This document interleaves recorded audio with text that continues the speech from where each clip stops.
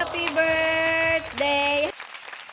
Magandang araw! For today's video, samahan niyo ako sa virtual party ng aking kaarawan. Pasensya mo na mga suki. Talagang kailangan ko muna magsarado. Ay inyo ng pagbigyan at arin naman yung aking kaarawan. Ngayon ako ay 28 na. Ay talaga namang nagpabata pa eh. Ang alam ko ikaw man din ay wala na sa kalendaryo. Isa pang ebidensya, yung mga uban mo abay naglabasa na.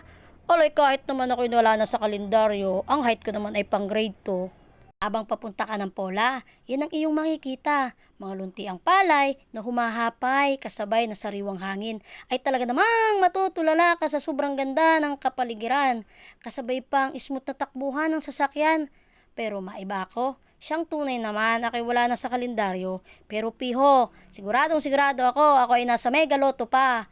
Alik kayo nang mag-isip kung alin doon ang numero. Alaya rin na may simpleng pagdiriwang lamang kasama ang pamilya. Hindi na kami nag-imbita at kami na may magtatanghalian lang sa pula. Pagpapuntang pula nga pala, ang karsada puro simentado na. Pero mag-iingat pa rin tayo dahil di na ay puro ahon sulong ang kalsada. Pero mapayapa naman sa paglalakbay dahil talaga namang kukunti ang sasakyan. Boss, meron ka pang free-flowing na madadaanan. Yan ay open sa lahat. Aba, ay 24/7. Daig pa ang 7-Eleven. Saan ka nakakita ng libreng tubig kapag naglalakbay? Abay, di nila ang sa aming probinsya. At ilang saglit ay iyong matatanaw ang simenteryong Matarik. Ay wala steak, andini na tayo sa pula. Ay siyang taas na iyan kapag November 1 at tagsalang iyong paa ay baka diyan ka na tumira. Abay, alang hindi mo naman sila dalawin. Ay kung ikaw ang dalawin nila ay siya, lagot ka. Okay, I love you. I love Pola. Ay andini na pala tayo sa bayan ng Pola. Konting kaalaman mga kaibigan. Ang Pola ay tinatawag na Little Bigan dahil dati mga lumang bahay na gawa sa narang iyong makikita. Pero sa paglipas ng panahon ay naging moderno na. At pag aring tulay na are ang iyong natanaw ay inako ay papunta ka na ng kabilang mundo. Kabilang ibayo. May kwento ko lang sa inyo no ako'y bata pa. Aba ay walang tulay diyan. Pag tatawid ka, kailangan mong sumakay ng bangka para lang makatawid diyan sa kabilang ibayo. Ay sinabi na nga ing matanda na.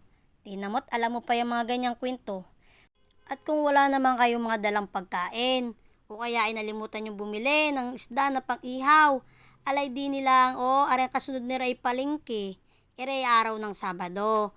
Kaya makikita nyo din ay maraming tiyangge. Kasama ang ating mga katutubong mangyan.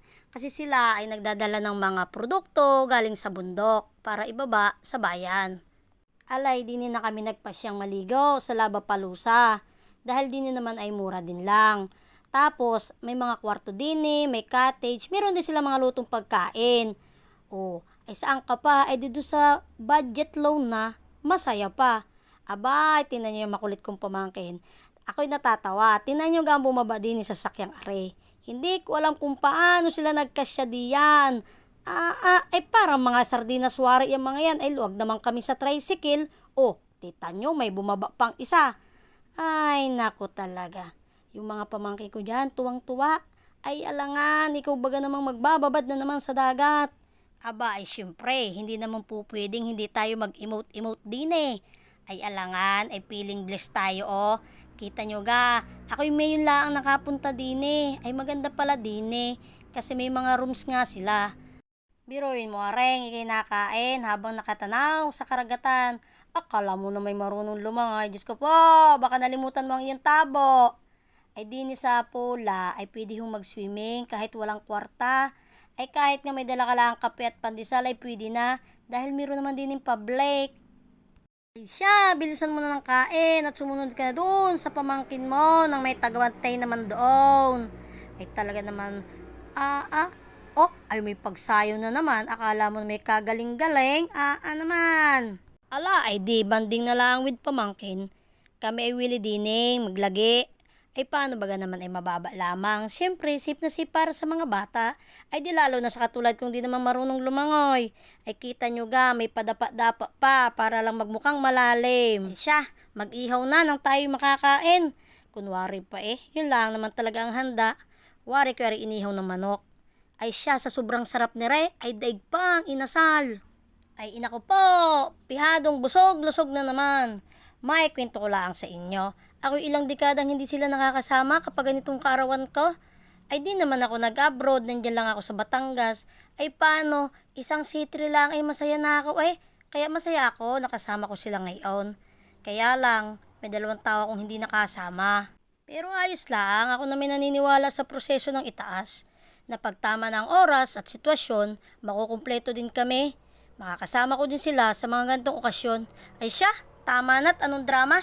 Tayo'y kumain na. Birthday to you!